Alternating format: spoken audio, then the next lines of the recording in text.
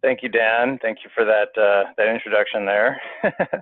um, thank you for everyone for joining the webinar here.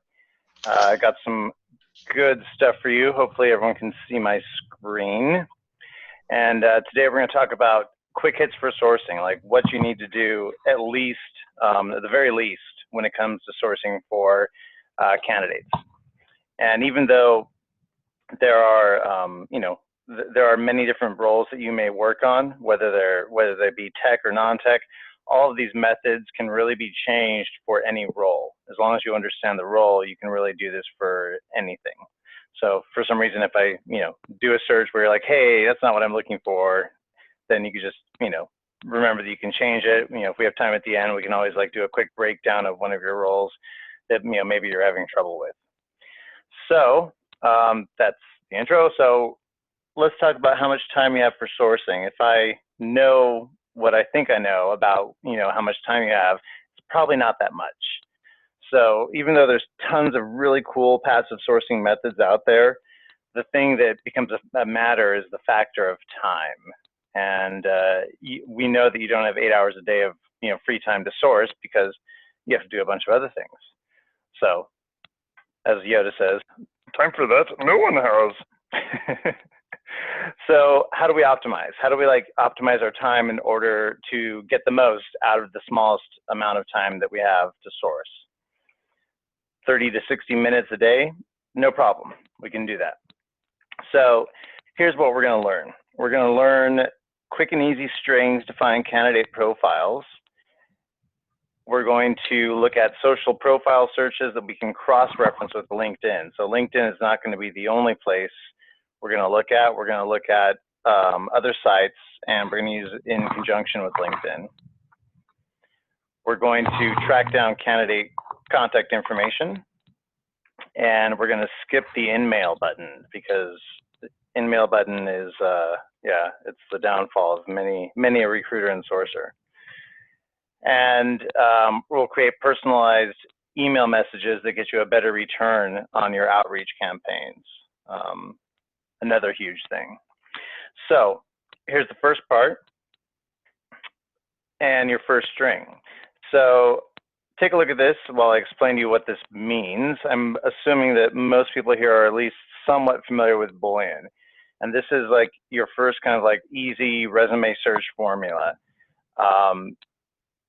With any Boolean search string that you run, and this is going, this could be run in Google or another search engine, all of your ORs are always capitalized. Your ORs and variations go in the parentheses. And any words that you want to get rid of, well, you have to put a minus sign, and they have to be touching the word that you want to get rid of. So this is your search. So I'm looking for basically just resumes. And the advantage to a formula like this is that it's quick and easy syntax. It works pretty much anywhere. The only disadvantage is if some candidate puts the word jobs on their resume, it'll get rid of that resume. So even though we're trying to get rid of job postings, you may get rid of some resumes here, but you win some and you lose some. So just be aware of what you're doing when you run a search like this. The great thing about this string is that it works in pretty much any search engine. So you can put it in Google, Bing, XLead. You don't have to change the syntax. It's just pure Boolean, works everywhere. So here's an example of how we could use this. Let's say you talk to your hiring manager, and your hiring manager's like, give me someone who develops machine learning algorithms for our data team. And you're like, okay. So you got to find somebody for this hiring manager. So you got to put that sentence or that job rec into a search string. And the way you do that is you use that string that I showed you, but you fill in the blanks with all of the keywords that you might use. So the hiring manager said, basically machine learning software developer. So I put in some titles that this person might have. Well, the most common titles are going to be software engineer, developer. Sometimes you see like data scientist or research scientist. You put in just the most general titles you can, because in other parentheses, we're going to put other keywords. So general titles, and then you put in the type of database software and languages. Well, since this manager wants somebody who's going to write an algorithm to retrieve huge amounts of data from a data file system, it's probably written in MapReduce or for a Hadoop-based database. And then the language they're going to do it in is probably Java, but you could also use C++ if you really, really wanted to. And then the last piece of this is the actual machine learning algorithm keywords. So with any search that you do, even though this looks kind of like a monster string here, it's really just a couple of things. And each parentheses, and in this case color, has a variation to it. And as long as you're okay getting any one of those things in that one parentheses, then you're okay with the search. One thing I want to point out too is when you're searching for things like MapReduce, for instance, that slash is not really read by the search engine. The search engine sees it as a space. So there's certain characters that the search engine does not read. And so because of that, you have to put quotes around it. And so quotes around map/reduce will make sure those two words are next to each other, just like software engineer or just like machine learning. So that's our search. So this is a general search, and you want to run that in the Google, and you get a zillion results. So that's cool. You can see that it's bolding out like the titles that you want. You can see they're talking about writing, you know, writing different, the Google. That's right, the Google. You can see that they're writing out like algorithms to source through huge amounts of data. That's fine. Now, besides these words, and really when you run any search, you can never want to search for just one thing. Even if the hiring manager says, no, I only want machine learning, there's never just one word that you're going to search for. There's always going to be multiple words that you want to search for. So whenever you get like some sort of requirement from a hiring manager, you want to know, or from a job rec, you want to know that there are multiple variations for whatever that thing is. So once I run that string, this one here with all of the machine learning algorithm or text mining, know that there are other variations I can replace. I can swap these other words out besides the ones that I have here.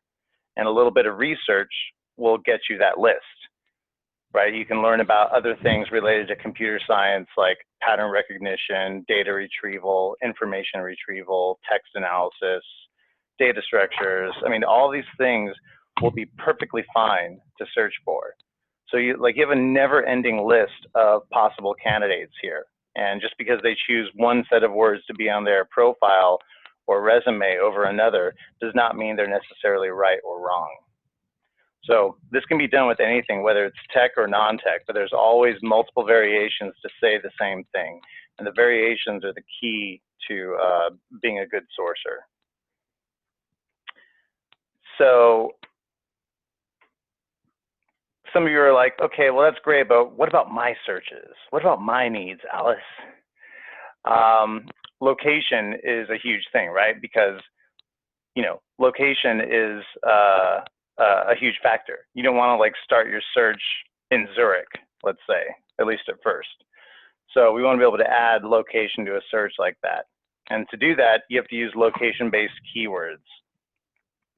So if ever you're going to do a location search, what you want to do is, first of all, figure out what you're trying to search. Are they going to be resumes? Are they going to be profiles? Like, what exactly are they going to be? So if you're searching for resumes, well, the type of information that's on a resume could be area codes. It could be zip codes. Could be cities, states, regional names, could be countries. It could also be the country domain. But for profiles or bios, which are more prevalent, there are no phone numbers and addresses on profiles or bios. The only thing that's on profiles or bios are just like cities, states, regional names, countries, and country domains. And if you happen to search LinkedIn, then you use the regional name that LinkedIn uses, but there are no area codes or phone numbers. So you just want to make sure that you're choosing the right ones for the type of search that you're going to do. So let's say I want to do the resume one, since I just did that resume string. First thing I do is figure out the area codes that I want to use in a search. If you're from like the area, then you don't need to do this, but if you're not from the area, then you just start off your search. You go to Google and you search for whatever the state is and the word area codes in Google, like that. And so once you do that, then you just click on the first link, which gives you a map of the state and all of the area codes. And so you can just use like common sense. Okay, well, how far would a sane person drive for a job? And then just choose those area codes and put them into your search. Same thing with the cities. I choose major cities that are around the area and put them into a search string. So 206, 425, 523, I choose Tacoma, Redmond, Seattle, Bellevue, you know, and so on and so on. So once you do that, you put that together in one search string like so. And that gets added to your resume search. And so now you're not doing a resume search that's searching all over the planet. You're doing a resume search that for the most part should be centered in the Seattle area. And then you just add the rest of your string.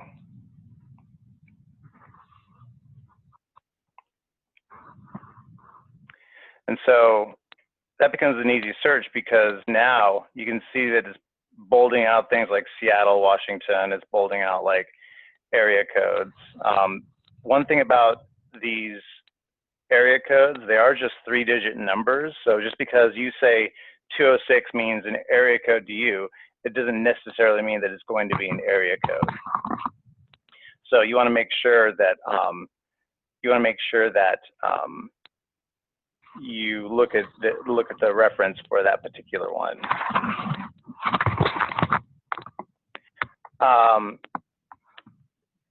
And I think you guys are going to get the video of this afterwards, so you'll get all of this to reference after the thing is over. Okay, so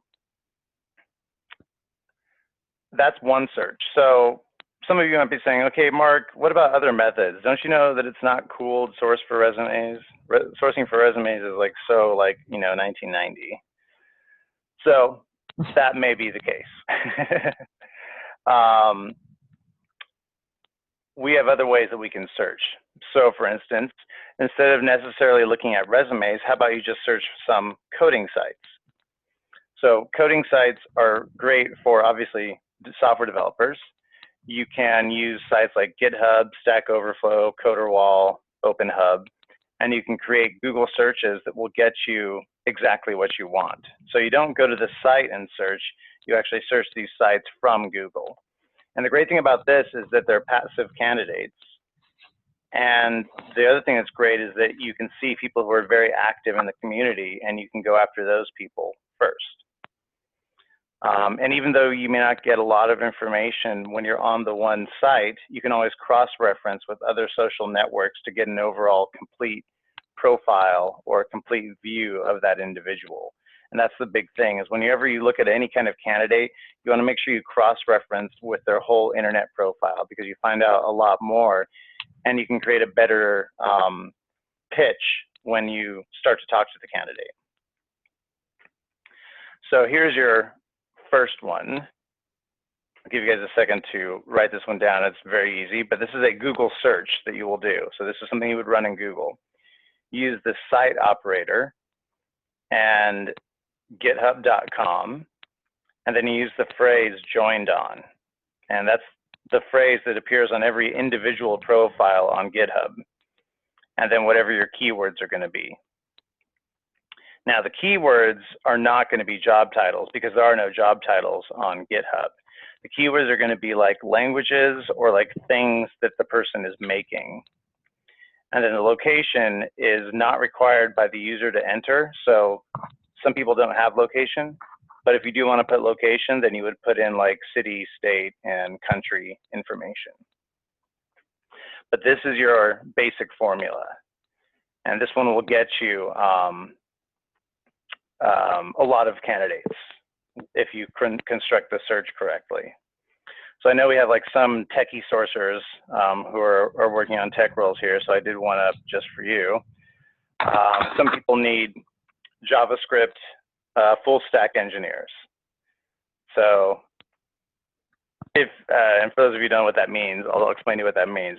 Basically, the way that JavaScript has evolved as a programming language, you can actually use it to create an entire web application platform, front end and server side back end, all with the same language, which is JavaScript. And you just use different libraries for each of the different steps throughout the process. So it's the cool thing to do now. I mean, I guess it's been for the last like maybe a couple of years.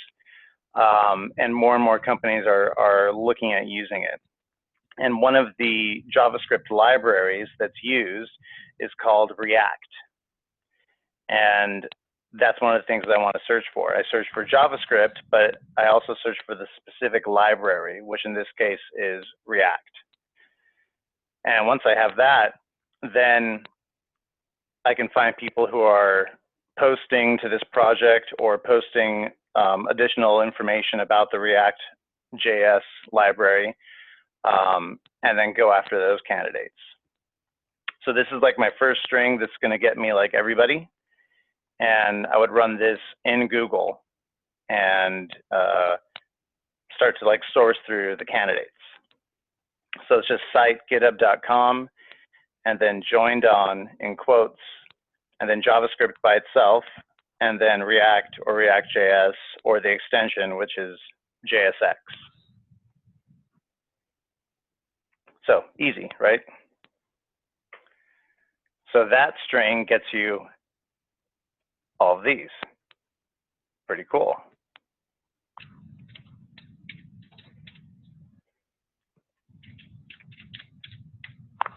And so you can see all the results. I have people, I have usernames. From this point, I can source through them and try and track them down. Now, I'm sure probably most of you know about this trick already, since you probably follow like SourceCon and stuff like that. But for those of you who don't know, I'll show you how to get the person's email off of their profile. So there's usually more than one way that you can get to this person's email. In this case, I have the person's name, I see where they work, and I have their location. So I have like a lot of information I can use to track them down. But one of the things I'm going to do is instead I'm going to take that username, which I circled there in red, and copy it. And I'm going to use the magic formula. So I'm going to leave this on the screen here for a second. But the magic formula is this. This is something you're going to enter in your web browser. But before you enter it in your web browser, you're actually going to replace that XYZ with the username that you copied.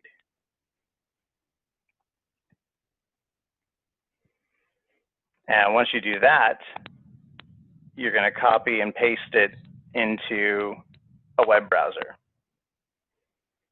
And by doing that, you're basically accessing the API information for github.com. And an API, for those of you who don't know, is a software-to-software interface where other applications can use information on a site, but use it in their own web page. And so we use web APIs all the time. You use them all the time, you just don't know it. But this is just the API for GitHub. And the user information is, for some reason, they made it available publicly. So once you run this in a browser, you do the old Control-V and paste it in there, or Command-V if you have a Mac. And then you get this bunch of text, which is awesome. But what you're going to do is do a Control-F and type in the word email. And once you do that, you're going to get led to the part of the page that has the person's email. And so you can see clearly what their email is. Pretty cool, huh?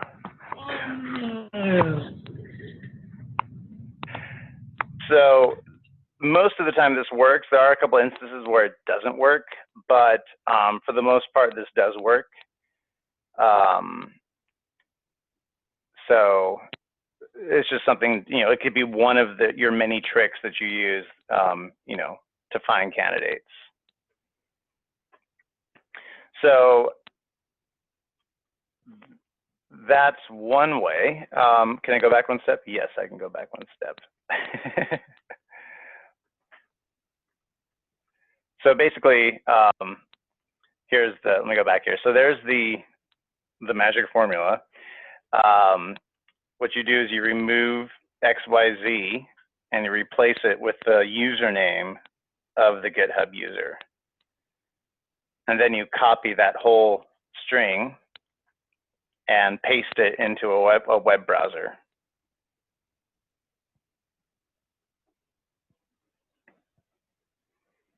And once you do that, you get led to this text page. And then you just do Control F and type in the word email. And when you type in the word email, it'll automatically lead you to the emails on the page.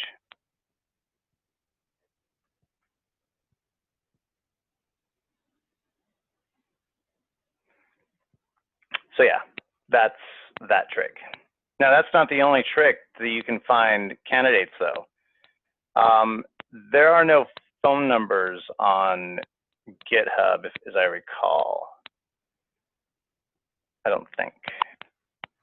So I think this is just for the location, email, username information. There are no phone numbers, but we have different ways to get phone numbers for people.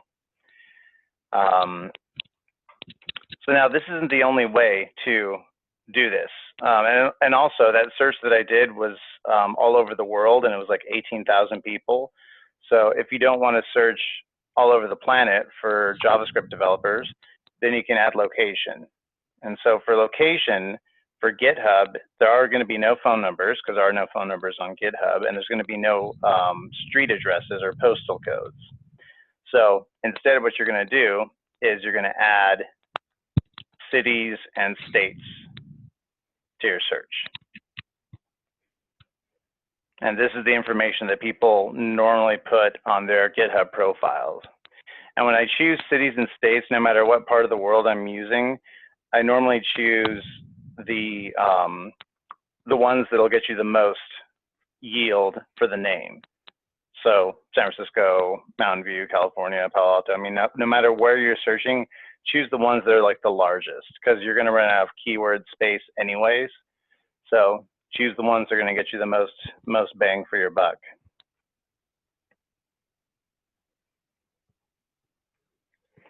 And so now my number is a much more manageable 2,000. I mean, it's still a lot, but a lot more manageable. 2,000 results. You can see clearly the people are coming from San Francisco, California, Menlo Park, California, you know, all kinds of different places. So this is an easy search that you can do. And so here's one guy here, and this guy hid his email, but I'm going to show you another way that we can track this person down. You can see why this string works, because he put Menlo Park, California, and then the reason why we put joined on is because every single profile has the joined on date for that particular user. So that's why this string works. Now, if I want to track this person down, there's a couple of other things that we can do that are different though, besides the trick that I just showed you. So many ways to get in contact with them. Sometimes cross-referencing will really help you, and sometimes you should cross-reference anyways because you get an overall better view of the candidate so that you can contact them. So use LinkedIn to cross-reference, use your ATS, use your personal websites, even use whois.com. So you guys should write down that website because that one is a good one to use. Whois.com is for people who have their own website domains and you want to find out the registration information for that website. So I'm going to show you how to use this. I'm going to take this person's name and with a keyboard shortcut, from an add-on that I have called the search bar. I'm going to highlight the name and do Alt-L. That should actually be Alt, not Control. But when I do that, it's going to take the name, paste it into a new LinkedIn search, and then run the search. So it's not doing anything mind-blowing, but it is saving you an extra step just with a keyboard shortcut. So that's kind of cool. And then, of course, once you're on a LinkedIn profile, you can look at the individual profile and then use add-ons like Profit or any of the number of the people finding add-ons that are out there to try and track down their emails, which is cool.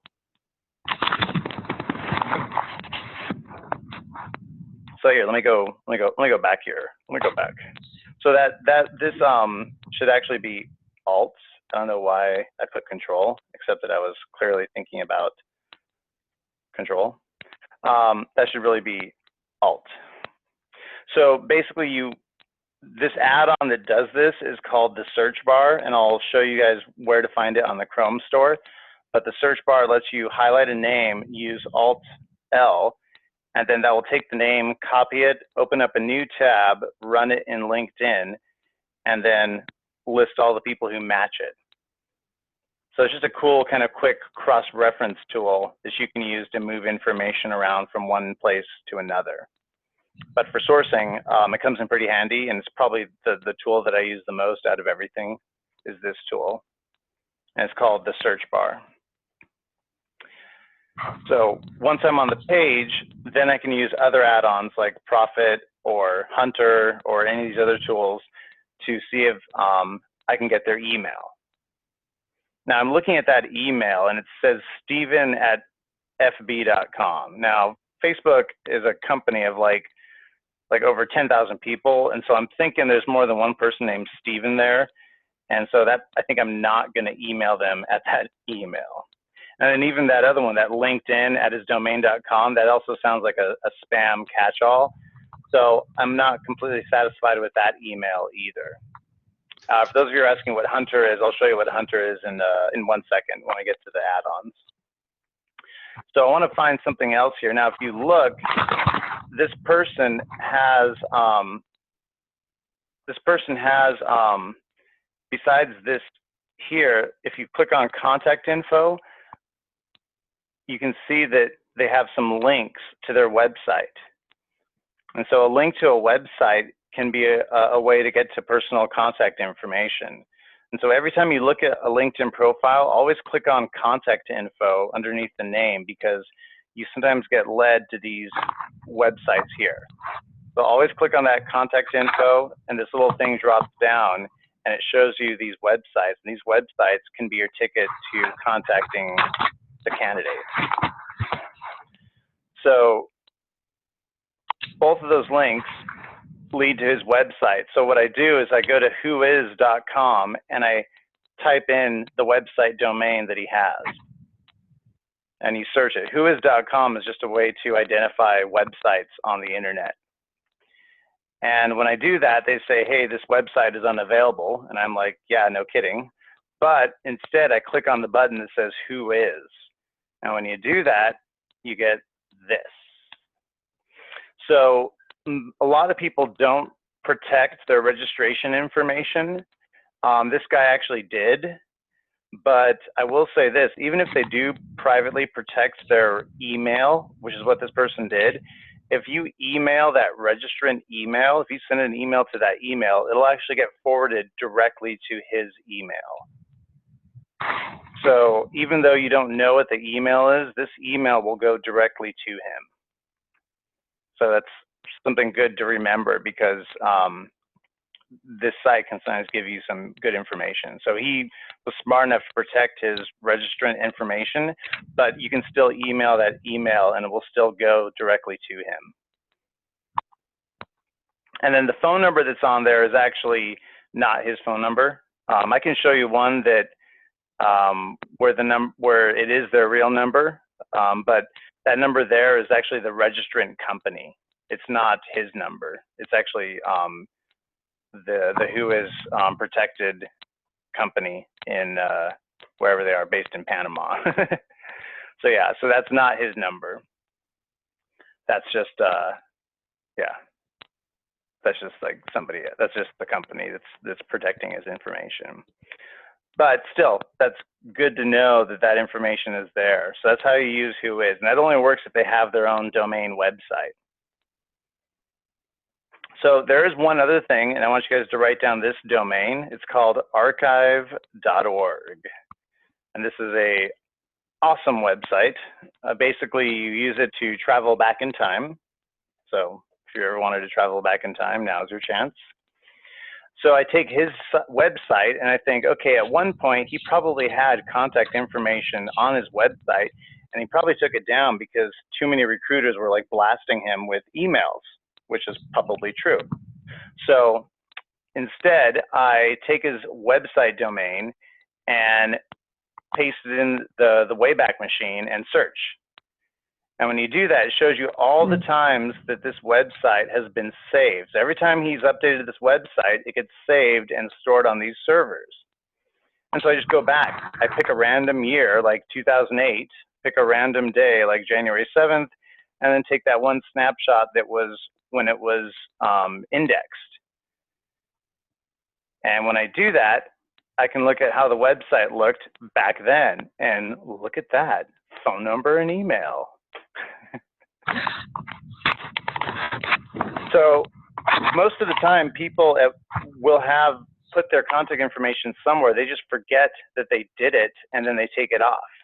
So it's, you know, it's just good to be able to look through that. So here, let me do that again. So you go to archive.org, you paste in the domain right there under the Wayback Machine. And when you do that, it's going to show you the entire history. So I don't want to choose anything recent because I know it's probably going to look the same. But instead, I'm going to go back a few years, maybe go back to 2011 or 2010 or 9 or 8. So I go back to 8, click on that year, and then I click on one of these blue circles, which is a day, like January 7th, and then I click on the individual snapshot time. And that becomes my new website there. And so this is a cached version of the website from 2008, and there's his information. And that email was actually different from the other one that was found on Profit, which is awesome.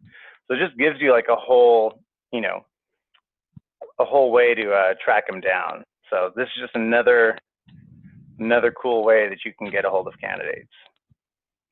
So the key tools used in all of that, and rarely do you have to use all those methods I showed you. I mean, I could have gotten a hold of that guy like several steps back, but I just wanted to show you the multiple ways that you can use to contact candidates so you don't use that, you know, infernal in-mail button.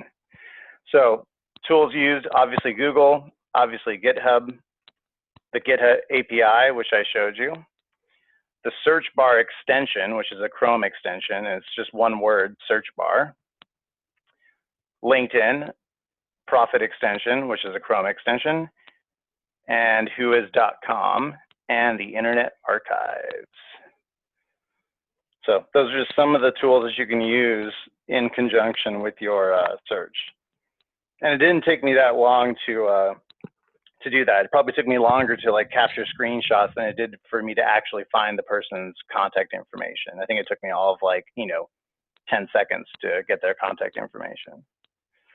So it doesn't take that long. Okay, so that was cool. So let's switch gears here. And let's talk about a couple of things related to LinkedIn. Now that I said don't use LinkedIn, let's talk about using LinkedIn.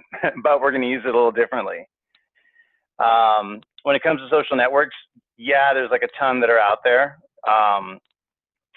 You should definitely be using like Facebook. You should definitely be using like Google Plus and LinkedIn.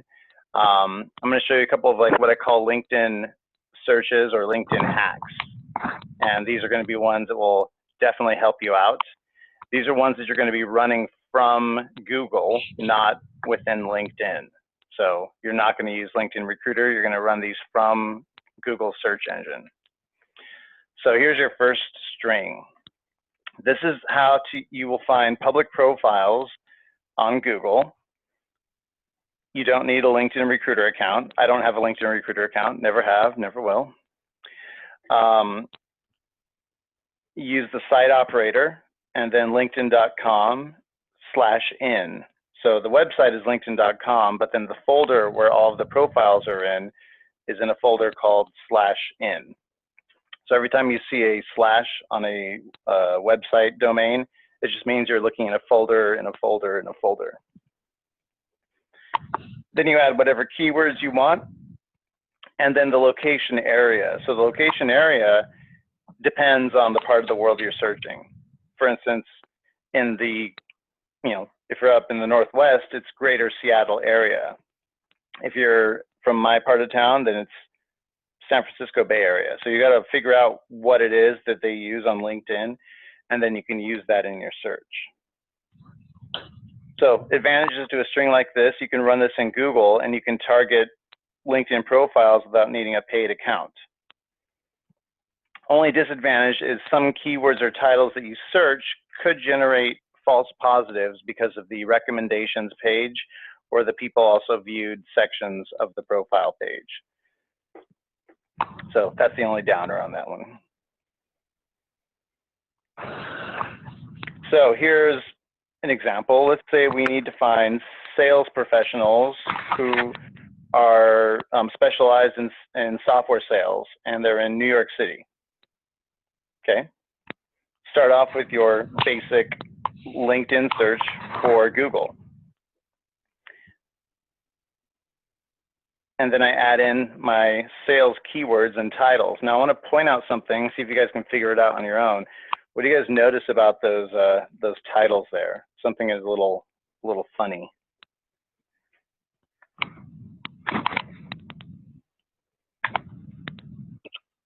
Well, they're in quotes this time. They're in quotes, yes. Too generic. No, I mean, yeah, they are generic, but the quotes are on the outside. So basically the parentheses are embedded. And the reason why is because I can use single words in parentheses, and as long as I put quotes around them, that means every single one of those words is actually going to be two words. The first one,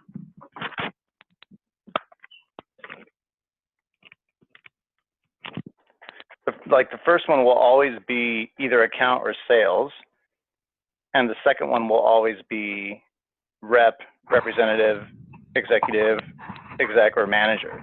So basically what that's saying is this. This really gets you that, but you just don't have to type it all out. Now that trick only works in Google. If you were going to do this in LinkedIn, then you would actually have to write out everything at the bottom. But for but for Google, you can save space and time. And for Google, this is a good thing because Google only lets you use 32 keywords in a search. And so when you only have 32 keywords to mess with, you want to cut as many corners as you can with real estate as possible. So that's why I do the searches like that. They're always going to be two words, but the first word is always going to be that first set of parentheses, and then the second word will always be that second set. Pretty cool, huh? Okay. So that's part of my string, but that's definitely not all of it. So the next thing I'm going to do is I'm going to put in stuff like software sales or cloud sales, just some like generic keywords, and then add a location phrase. So greater New York City area is the location phrase that they use. And that becomes my search. So I run that in Google, and I get all kinds of exciting results.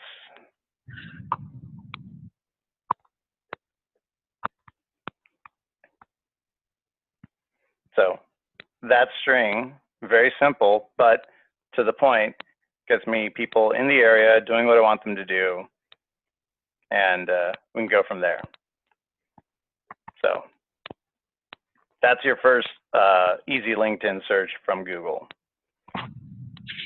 Now, here's your second one. This one actually focuses on a company.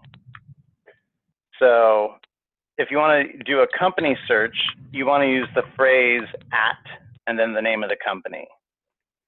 Because people who say they work at the company will usually put that on there. So it's the same string formula as before, except I have the phrase at and then the name of the company.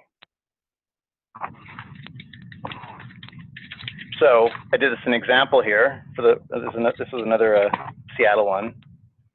Let's say I want to target DevOps engineers from Amazon. I want DevOps engineers from Amazon. They're releasing LAMP server software. I guess first of all, you have to know what DevOps means. And don't just say development operations.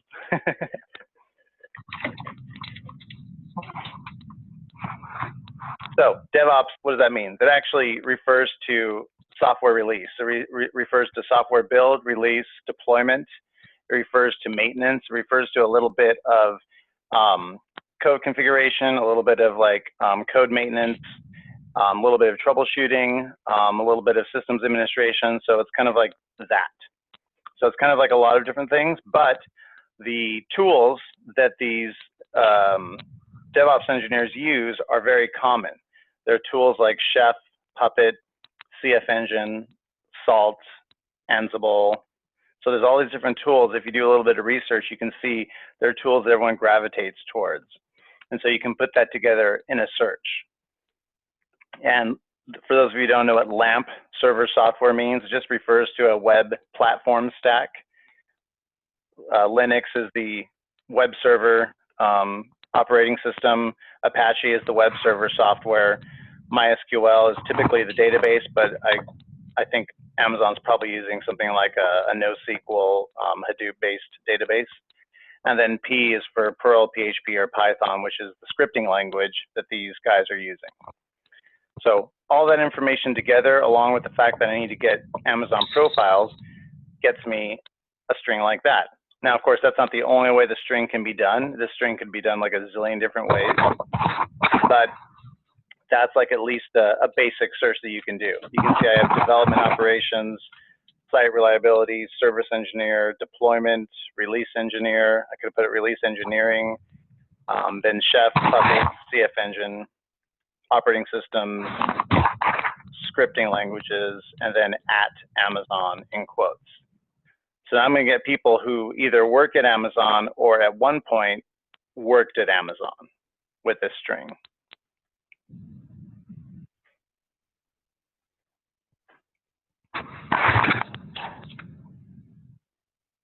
So now you can just target all kinds of different companies, and you don't necessarily have to use LinkedIn Recruiter. And you can tell that it's working because you see software engineer at Amazon Web Services, DevOps engineer at Amazon, DevOps, Amazon. So clearly it's working. Pretty cool though, huh? And then here's one of your particular ones. Now, even though this guy doesn't say DevOps, this guy is a DevOps guy. I mean, he calls himself a builder tools systems engineer, but that's totally a DevOps engineer.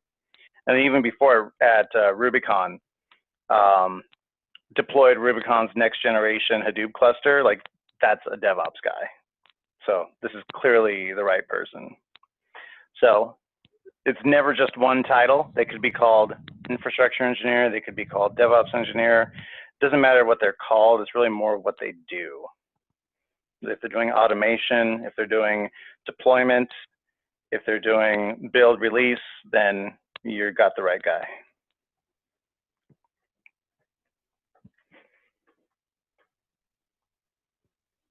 Cool stuff, huh? Okay.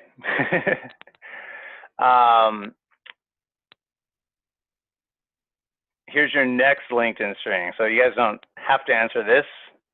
Maybe in your heads you can answer this, but your response rate for LinkedIn InMails. What is your response rate? Well, if you ask LinkedIn, their national average, they say, is 25%. That's what they say. And that's not 25% yeses, or that's just 25% yes, no, leave me alone. Like that's just 25% anything. So that's maybe not something that I want to totally rely on. I don't just want to rely on those in mails. I want to try and connect with the candidate on a more personal level. And so I have a way to do that. This time it's personal. We want to connect with candidates using personal websites, blogs, portfolios, anything that's going to have personal information. So why do we care about these sites? Well, one of the reasons is because it'll lead you to personal information about them.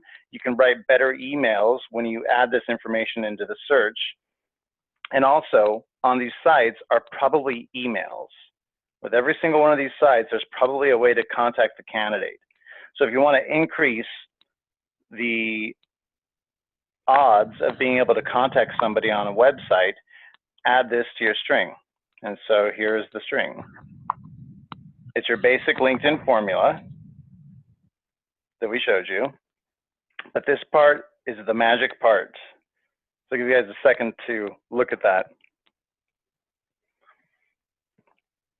Basically, I'm searching for the words personal website, or I'm searching for the word websites near the word blog, or the word websites near the word portfolio. And there's a specific reason why I'm doing that. That star operator isn't a wildcard operator, it's a fill in the blank operator. So it's taking the place of a word in Google. And this trick only works in Google, it does not work anywhere else. But I guarantee you, you tack this on to any search that you're doing, you're upping the odds of you being able to contact somebody because they have links to personal websites on their LinkedIn profile. So you can do this with any job. I actually did this, not that it's hard to get a hold of recruiters, but I did this for technical recruiters. So I'm trying to find technical recruiters. I want to contact them via personal websites. I'm going to use that string. Yes, let me go back.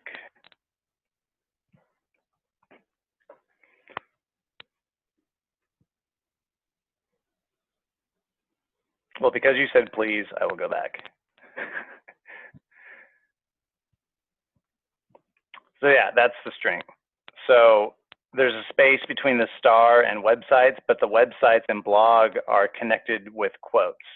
And same thing with websites and portfolio. There's a space between the star and websites and star and portfolio, but the quotes are what connect those two words and place them in that specific order. And that's the key thing, is the order. And I'll show you why here in a second.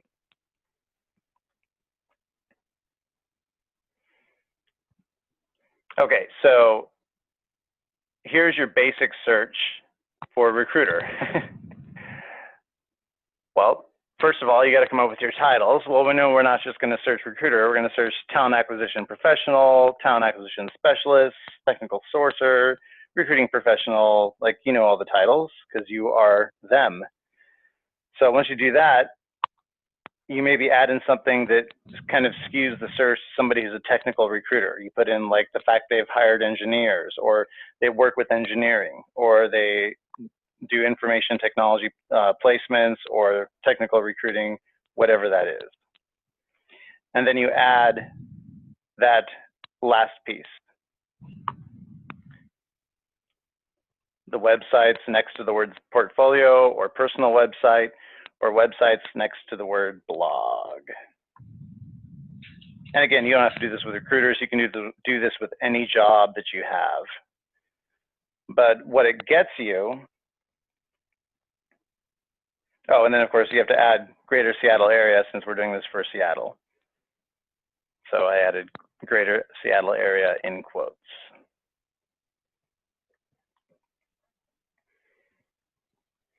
So you run that search, and when you click on one of the results, you can see by clicking on contact info, it drops it down, and then you can contact the person via the blog, right? So maybe you don't find their information using some of the add-ons, but you can use the website's link. And now you see why I put the word websites near the word blog. It's because I want to link those two words together, even though they're not exactly together. And that's why I use that that star, that fill in the blank operator. So if you want to up the chances of you being able to contact somebody on LinkedIn, run that string and you will have higher odds. You'll be able to reach their personal websites, look at what they do outside of work, and then contact them that way.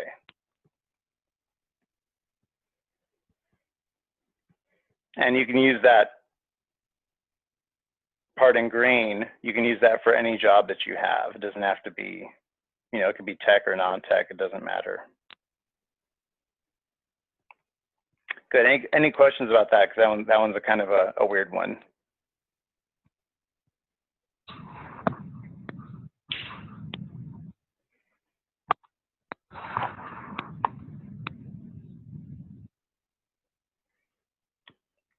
Okay, I got one more that I'm going to talk really fast through just because.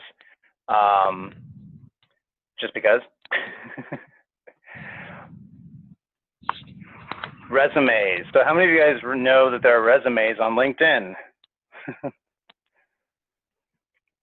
So people post their resumes all the time.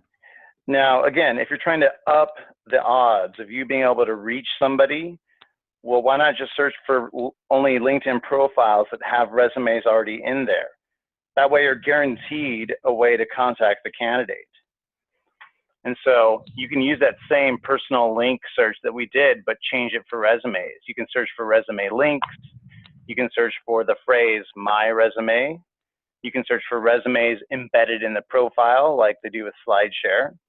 You can search for resumes in the website section. So you can do all kinds of like different things for the search. Here is the string.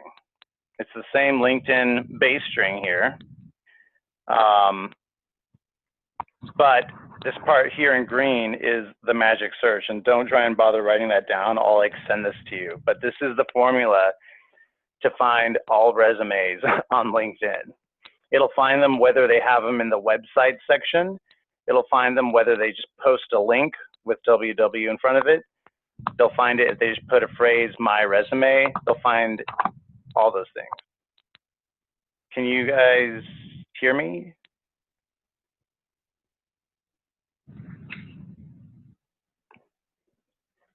Yes. Oh, okay. One person couldn't hear me. That's okay. Okay, so this one is awesome, and let me show you why. Let me show you why. Okay. Okay, maybe Dan can check out the person who can't hear me. It seems like there's just one person.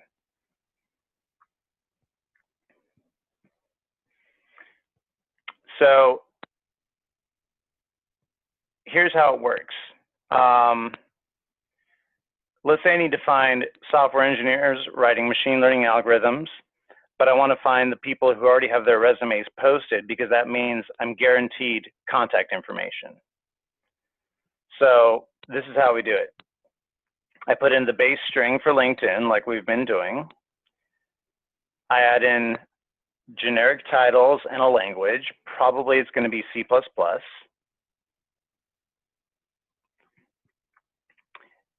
Then I add machine learning algorithm development keywords. So machine learning,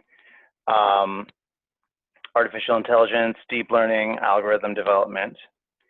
And then I add the keywords that are most likely to appear on a profile. So if they put the word resume in the website section, we'll catch them. If they put the word CV in the website section, we'll catch them because of the wildcard operators there. If they post a link with www.mycoolwebsite/resume, then we'll catch them. Or if they do it with HTTP